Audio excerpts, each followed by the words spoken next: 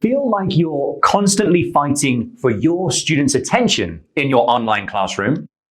Here are 5 classroom games that you can use to get your remote students back on your side.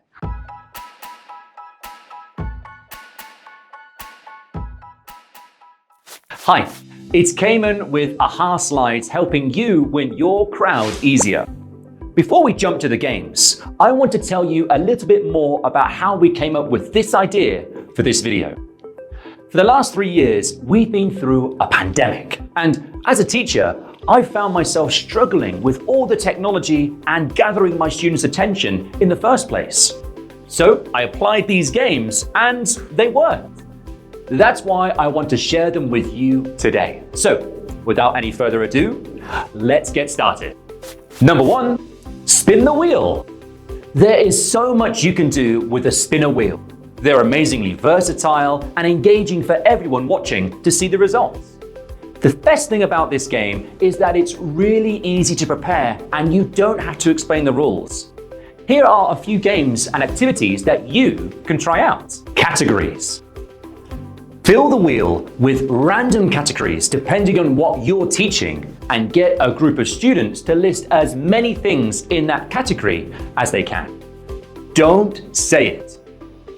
Fill it with common connecting words like with and but, then give it a spin.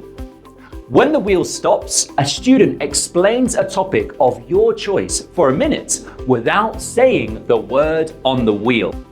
Prize wheel. Fill it with random amounts of money and call on teams of students to answer questions. The team with the highest amount of money in the bank by the end is the winner. Now, here's how to do it. All you have to do is click on the link in the description box. It's our Ahaslides free spinning wheel. Add your entries and it's ready to spin. Also, you'll find more game ideas with our spinning wheel on our articled links down below. Number 2. What's next? This one is great for giving your students a bit of constructive, creative freedom in the background while you're plowing on with the lesson. Here, they're going to create a story together as a class, with each student writing 1 or 2 sentences each. You kick the story off with the opening line, then pass the baton onto a random student who carries it on however they like. They then pass it to the next student and so on until everybody has contributed to the story. Obviously, it's best if the story is related in some way to what you're teaching, but there's nothing wrong with getting them to come up with something completely random. What's even better is if each student hides the sentence that came before theirs by changing the text color to white.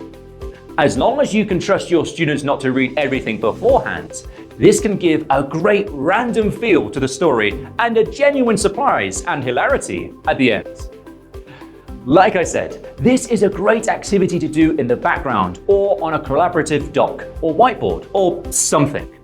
Keep teaching your lesson normally, but make sure that sometime at the end of the lesson to read out the full story. Number 3, bring the house down. Learning from home doesn't have to mean static screens and static students. There's still a lot of room for activities in e-learning, and a game like Bring the House Down can get everyone up. Put students into groups of 3 or 4 and give each one a scenario related to what you're teaching. Each of those groups goes into breakout rooms, and the group members practice their scenarios together using props from around their houses.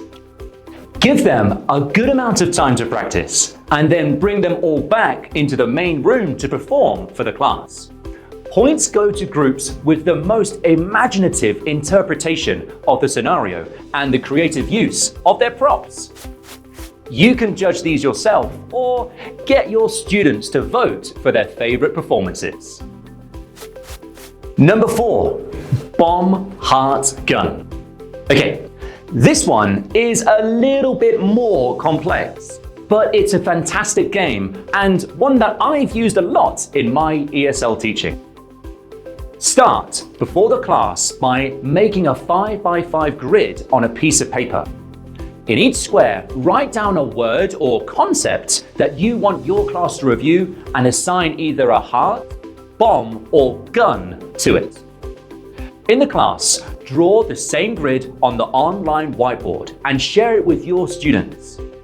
This time, the grid will just be blank squares.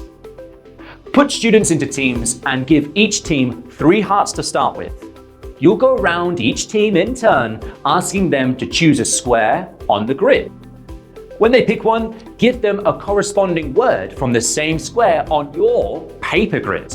And if they give a good definition of the word, they get either the heart, bomb, or gun you assigned to that word. A heart adds to their heart count, a bomb destroys one of their hearts, and a gun lets them destroy another team's heart. The winning team is the one with the most hearts left at the end. Number 5, pointless.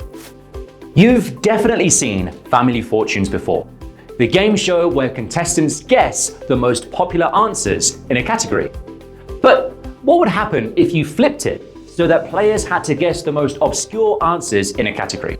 Well, you'd get Pointless, which is both a British game show and a wonderful addition to your online game roster.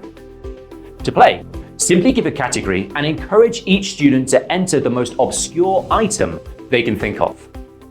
Once all the answers are in, simply look for the ones that was mentioned the least by your class. Whoever submitted that will get the points. To make this easier, you can use a live word cloud to collect and show the answers your players submit. Students submit their answers without being able to see others, and you can see the popularity of the answers clearly, because the larger the word appears in a word cloud, the more times it was submitted by your students. The most popular answer sits in the middle, and you can delete the words one by one until you're left with the most obscure correct answer. So, that's pretty much it. That's 5 free games with next to no setup for every age. Get more game ideas on our website at ahaslides.com in the description below. But for now, I've been Cayman with Ahaslides, helping you win your crowds easier. Have a great day and see you next time.